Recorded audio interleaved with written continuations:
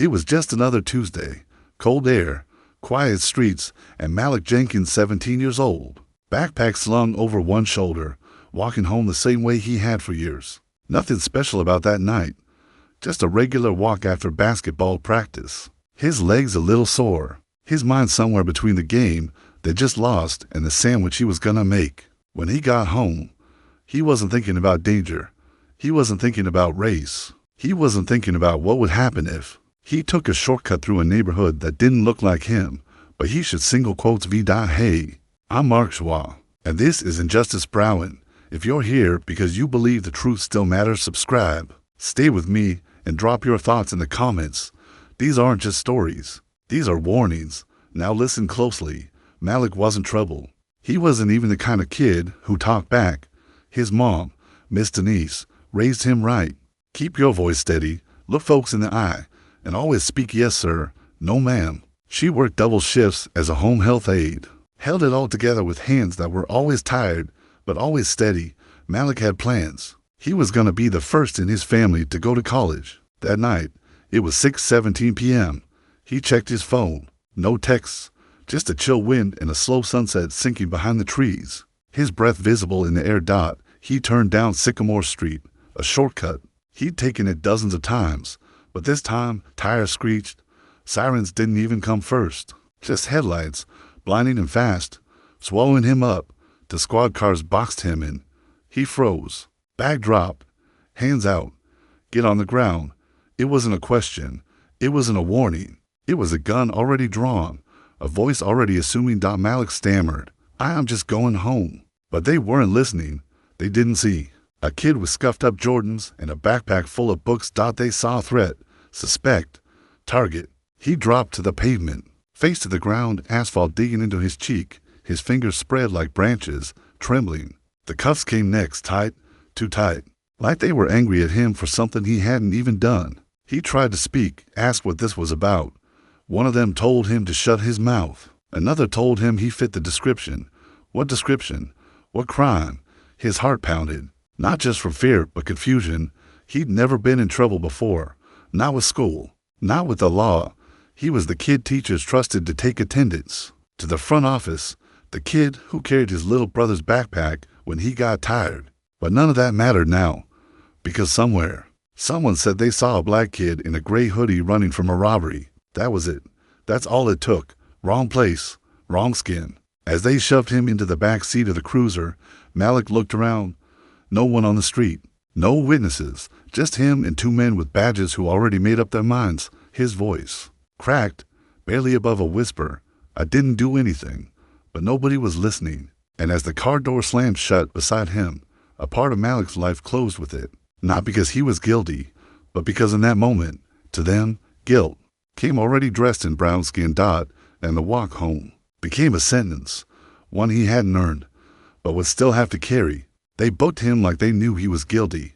Didn't matter that he had no record. Didn't matter that he was 17, scared, and had nothing in his pockets but a school ID and a half-eaten granola bar. They brought him in fast, like they were proud of how quick they caught the guy. He sat on a cold metal bench, wrists still cuffed, eyes wide like the world had flipped and no one was saying why.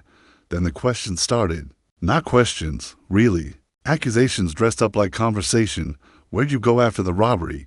What did you do with the money? Why'd you run? He didn't even know what store they were talking about. He kept saying it. I don't know what you're talking about. Over and over. Soft at first, then louder. But the louder he got, the more they rolled their eyes, like his voice was a nuisance, not a truth. A detective leaned in close. White guy. Breath smelled like stale coffee and sweat. The owner ID'd you. Said it was you. Said he'd never forget your face. Malik blinked. I don't even know what store you mean. I was walking home.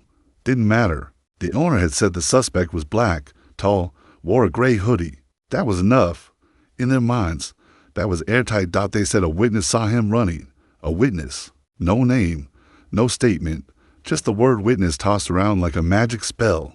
There was no footage. The cameras in the store didn't work. Apparently, real convenient. No fingerprints. No money found on him. But they didn't need proof. Just a feeling. Just the skin. Just the hoodie. They fingerprinted him anyway. His mugshot put him in holding with grown men, some drunk, some dangerous, all watching him like fresh meat. He didn't cry, not that night. He just sat in the corner, arms wrapped around his knees, praying to a God that felt a far away. His mama showed up the next morning. Miss Denise, eyes swollen, voice steady, jaw clenched. She asked for answers, and all they gave her were looks, cold, impatient looks, like she was just another angry black mother who couldn't accept her son was guilty. But he wasn't. She knew. She knew because she'd raised him better than most folks raised themselves. They said he'd be assigned a public defender. She asked if she could get her own lawyer. They told her sure if she could afford one. She couldn't. So the court gave Malik a man who barely looked up from his papers. Thin tie, thinning hair, no fire, no fight. He said, "We'll see what the DA wants to do." That was it. No explanation, no plan, just quiet defeat in a cheap suit. 3 days passed, then 5. Malik didn't see daylight. He didn't see his mother. He barely slept. Food was cold. Water from the faucet tasted like rust. He tried not to speak. Every word felt dangerous in a place where truth had no weight. And then on the 6th day they let him go. Just like that. No charges filed. No apology. No explanation. They just said, "You're free to go." He stood there, holding the clothes they'd stuffed in a plastic bag. His hoodie, wrinkled and damp, shoes unlaced, skin cold. Something inside him cracked that day. Not loud, just a slow, quiet break. He walked outside to find his mother waiting in a borrowed car. She didn't cry until they got home. And when she did, she didn't sob. She just sat at the kitchen table, hand over her mouth, rocking back and forth. Like grief had no words big enough to carry it.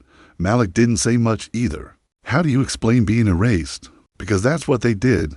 They took a boy and treated him like a crime. They turned suspicion into certainty, turned fear into fact, and nobody stopped to ask who he really was. The system didn't fail Malik. It worked exactly how it was meant to, and that is the part that hurts the most. He didn't smile when he got home, didn't speak much either, just went to his room, shut the door, and laid on top of the covers like the bed belonged to somebody else now. The walls looked the same posters, same trophies, same textbooks stacked high on his desk. But it all felt wrong, like he didn't fit inside that life anymore. They hadn't cleared his name. They just let him go, quietly, no press release, no our mistake, just silence. Like if they said nothing, maybe he'd disappear. Maybe the damage would undo itself. But Malik knew better, because the stares didn't stop. At school, kids whispered. Some of them used to be his friends. Now they avoided eye contact, like he might snap at any second.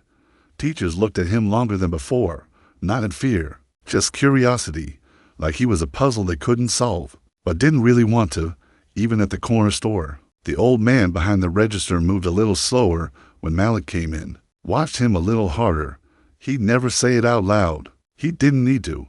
And Malik, he started walking a little faster, shoulders a little tighter. He never put his hoodie up anymore, not even in the rain. And when a cop car passed by, he felt it before he saw it. That spike of fear, that split-second panic, like lightning that never struck but always burned. They didn't convict him, but they still took something small, quiet, sacred, his. Peace taught his trust and fairness, that childhood idea that if you're good, good things will come, gone. And the worst part? He couldn't even name it, couldn't point and say that right there that's what they stole. Because it wasn't just one thing, it was how he walked now, how he sat in class, how he looked in the mirror and sometimes didn't recognize. The eyes staring back. One night, a week after he came home, he sat on the porch with his grandfather, Big Joe.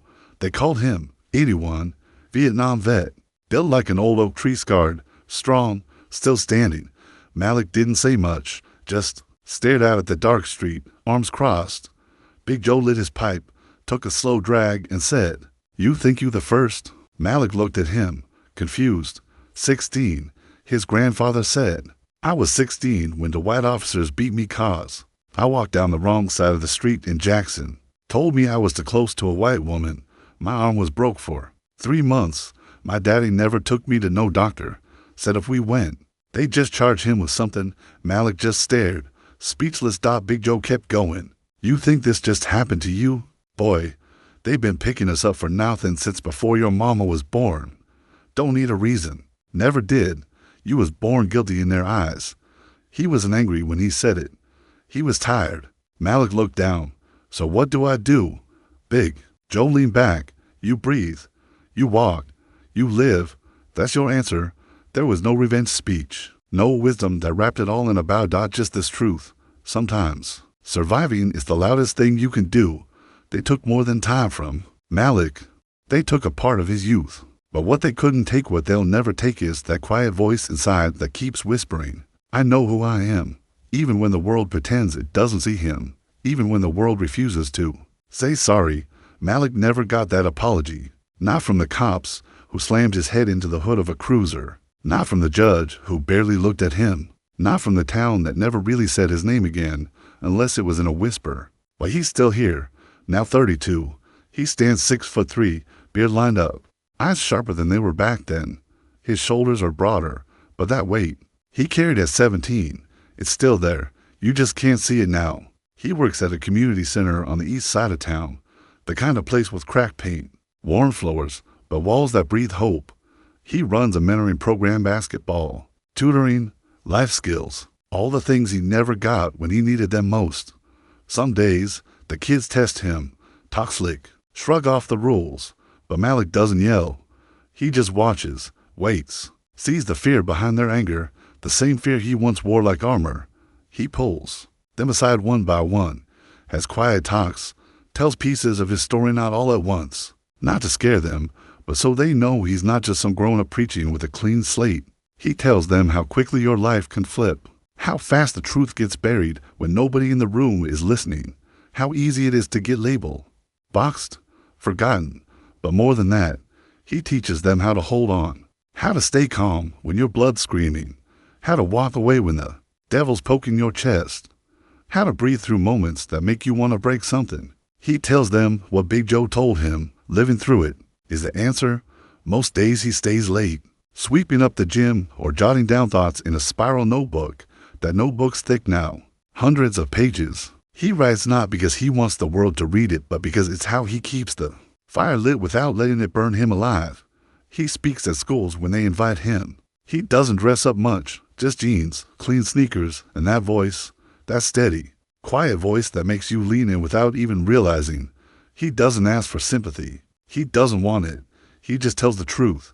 What happened to him wasn't unique. That's the tragedy. That's the point.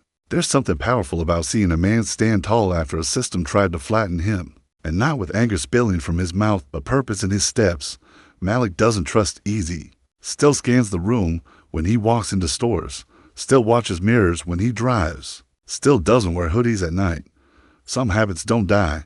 They just become part of your skin. But he's not bitter. He laughs with the kids. Dances with his daughter in the kitchen. Loves hard. Sleeps light. He's not healed. Not fully. But he's whole enough to keep going. He doesn't want revenge. He doesn't need to watch somebody else fall. That's not what justice means to him. Justice, for Malik, looks like one more black kid who made it home safe. Looks like one less mother weeping in a courthouse hallway. Looks like one more truth spoken in a room that used to be silent. The fire never left him, but now it burns for something bigger, something that might just outlive him. He never planned to write it. The words came slow, over years. Not all at once, but somewhere between sleepless nights and tired mornings. They started to shape themselves, on the back of receipts, in the margins of notebooks. In his head when the room went quiet, a letter to the man who put a gun to his back and told him to get on the ground, not to curse him, not to threaten, just to tell him what that night really did. Malik never mailed it, never even sealed the envelope. It sat in the drawer beneath his socks, yellowed edges, folded down the middle, a letter that would never reach its target, but carried more truth than any courtroom ever did. It went something like this. Officer Jacobs, you probably don't remember me. I'm sure you've arrested a lot of boys since that night. Maybe you still see them in your sleep, or maybe they all blur together now. I was the one in the gray hoodie, 17 years old, hands shaking, knees on concrete. That was me.